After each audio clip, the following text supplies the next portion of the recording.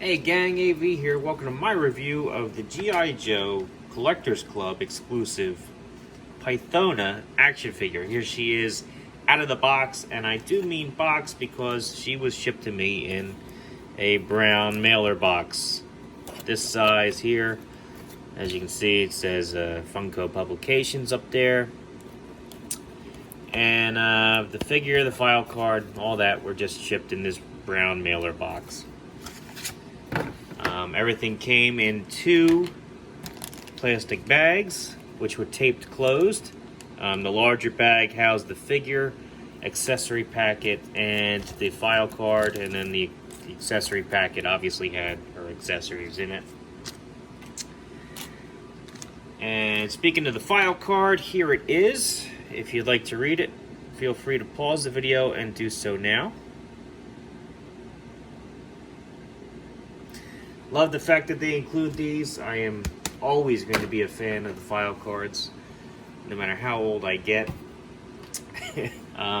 So anyway, here she is out of the packaging, and as you can see, she's pretty cool. She has a cloth cape with a hood, so that you recreate her introduction when she was hooded, breaking into the Terrordrome. Her art deco is quite nice and very accurate to the movie. Let's get to her accessories first before I get on to the articulation of her. Let me get her standing there. She does have the, like, I guess you would say the tentacle trap that would normally plug onto the back of a figure, and then you could wrap it around. Unfortunately, there are no wires inside the tentacles, so it will not hold a shape, but it is pliable enough that you could actually bend it around, as you saw. It just, unfortunately, it would be nice if they had a wire in here so that you could actually bend and form the tentacles around the figure to actually make them appear to be trapped. That would be pretty cool in my opinion, but they didn't do it in the vintage figure or accessory, and they didn't do it with this one either. Here is her figure stand. It says Pythona there in the front. It has 2 foot pegs, a raised Cobra sigil there, and just some simple copyright information, 2007 Hasbro on the bottom.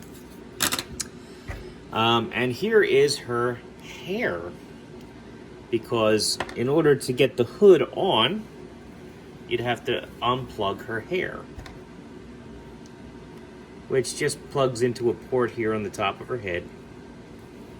And there she is with her hair. For the sake of the review and the articulation and all that, I'm just going to take the hair off though. So anyway, as I was saying before, she has a very nice paintwork on the outfit, on the figure itself, and it goes all the way around. Cloth goods cape is typical, feels pretty decent. Her articulation is going to be a little bit hindered though because of the cape. She can do a full 360 on the head. You just gotta watch the hood there. Not much wiggle room there. Arms can do a full 360, not very hindered at all. She can put her arms up quite high. There's nothing at the bicep. Her elbows will bend about 90 degrees. Rotate all the way around. Actually, I rotated there at the shoulder, but elbows rotate on their own, as you can see. Wrists can do a full 360.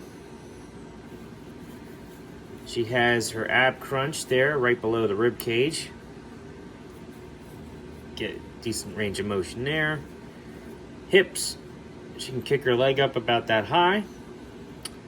Back really far. She can do the splits pretty well. She's got double jointed knees. She can kick her heel back about that far. Ankles can do a full 360. Still a little stiff on mine. There we go. Full 360. Point her toes down. And There we go. Not really up because of the sculpt. All in all, excellent figure. Very happy to have her in the collection.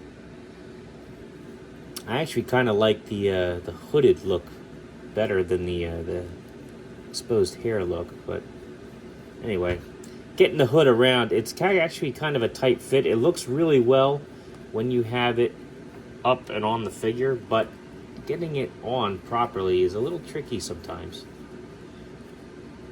There we go. Very cool looking figure. I'm definitely happy to have her. She obviously was absent from the vintage line. Damn glad to have one in the modern line. Here she is next to a vintage figure, speaking of which. Vintage Snake Eyes figure. Very close in height, although she is a little taller. Here she is next to Vintage Collection Luke Skywalker. Noticeably taller than him. A modern Joe figure, who's a hair taller than her. A Boss Fight Studio Blank, a hair taller than her. And Marvel Universe Captain America, noticeably taller than her. So she's going to fit in with your collection regardless, I think. I think she's an excellent figure. I'm not sure what she goes for in the aftermarket at this point. I do know that she did spike a little after her release, but I haven't really been following it. I think she's an excellent figure. Definitely a must if you're a fan of the G.I. Joe film and you like the Rogues Gallery of characters that were introduced in it. I do highly recommend her. I think she's an excellent figure. If you like this video, check out my channel. If you like what you see there, then please subscribe. And as always, thanks for watching.